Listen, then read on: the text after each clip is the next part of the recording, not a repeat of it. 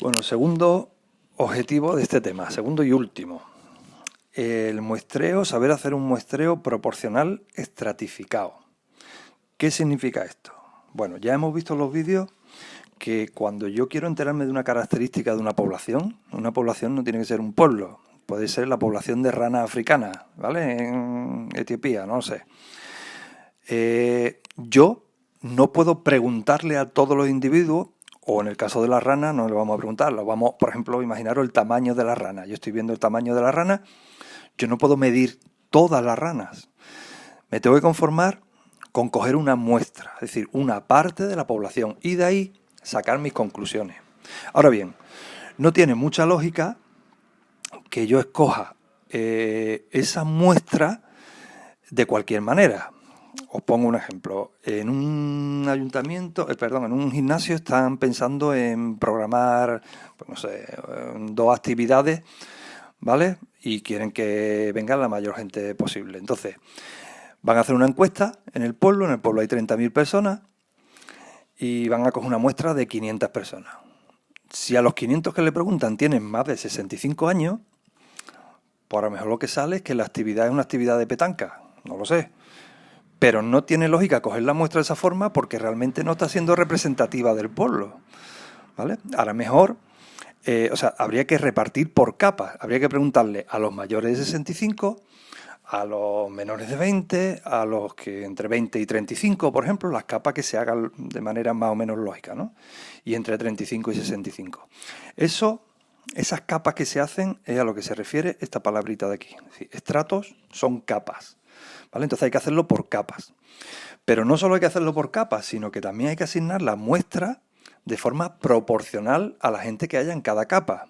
Es decir, si en ese pueblo hay 28.000 personas que están entre 20 y 35 años y solo 2.000 mayores de 65 años, no es lógico que yo divida la muestra de 500 personas entre 250 de jóvenes y 250 de mayores, porque no es proporcional a la cantidad de gente que hay en cada capa, en cada estrato.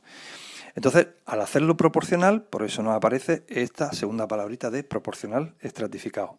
¿Vale? Vais a ver que son muy sencillitos los problemas típicos, y si nos ponen un problema de esto, va a ser uno muy, muy, muy parecido al que vamos a ver, que ya lo tenemos aquí delante, ¿vale? Nos dicen que se va a celebrar un concierto en un instituto. Para saber el tipo de música favorito del alumnado, se va a hacer una encuesta a una muestra de 70 individuos. Porque el instituto es grande, hay 1.056 alumnos y no le van a preguntar a todos, le van a preguntar a 70. Y de ahí van a sacar conclusiones. Bueno, en esos 1.056 alumnos nos dicen que 783 son de la ESO, 192 de bachillerato y el resto de ciclos. Se ha dividido por estas capas porque, bueno, parece lógico que unos son más mayores que otros y tal, igual tienen gustos musicales diferentes. Entonces, en este caso tenemos 3 capas. Los de la ESO, los del bachillerato y los de los ciclos, ¿vale? Y tenemos que escoger 70 individuos. Entonces no vamos a dividir 70 entre 3 y coger esa parte que nos salga de cada uno, sino que lo vamos a hacer por muestreo estratificado proporcional, ¿vale? Entonces yo me he hecho aquí una tablita donde veis que distingo 2 columnas.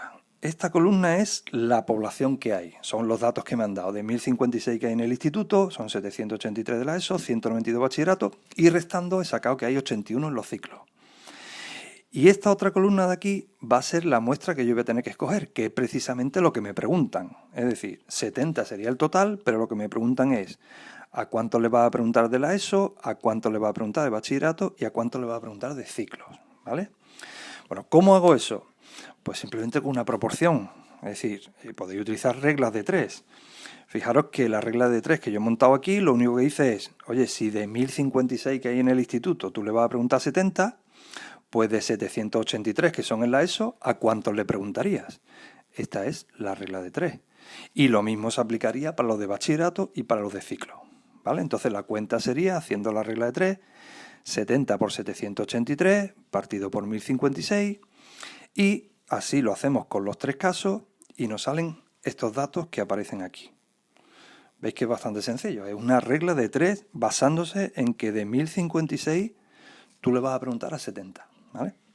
Bueno, nos salen decimales, 51,9, 12,7 y 5,4. Nos sale exacto porque hemos hecho aproximaciones, ¿vale? Hay decimales que se han perdido. Entonces, aquí ya prácticamente lo tenemos hecho. Lo único que hay que decidir es qué hacemos con esos decimales, porque evidentemente no le vamos a preguntar a 5,4 personas de los ciclos, ¿vale? Porque no es cuestión de cortar a ningún alumno. O le preguntamos a 5 o le preguntamos a 6, pero a 5,4 no. Entonces, ¿cómo nos decidimos por los números definitivos? Bueno, pues los números definitivos podemos hacer lo siguiente. Mirad, aquí, sin tener en cuenta los decimales, son 51, 12 y 5, ¿vale? Esos ya están asegurados, pero si yo lo sumo, veis que me sale aquí eso 68, es decir, me faltan 2 por escoger para la muestra hasta llegar a 70. Bueno, pues esos 2 se los asignamos a los que tengan los decimales más altos, es decir, el 5,9 y el 12,7, y el 5,4 pues pierde ese decimal, ¿vale? Este va a salir perdiendo y los otros van a salir ganando un poquito, de forma que este 51,9 lo convertiríamos en 52, y aquí ya hemos metido uno más en la muestra, ya tendríamos 69, y este 12,7 pasaría a 13, y ya tenemos los 70, y este 5,4 se quedaría en 5 porque lleva el decimal más pequeño, ¿vale? Tenéis que ver los que os faltan para llegar a 70, porque si a mí esta suma me hubiera salido 69, solo habría escogido aumentar el único que tuviera el decimal más alto, ¿vale? El primer decimal más alto. Entonces se trata de esa... no hay más remedio que aproximar al final, porque no podemos escoger físicamente 51,9, 12,7 y 5,4. Entonces tenemos que eliminar los decimales y decidir a quién le asignamos esos que nos faltan para completar la muestra. Y con esto estaría el problema terminado.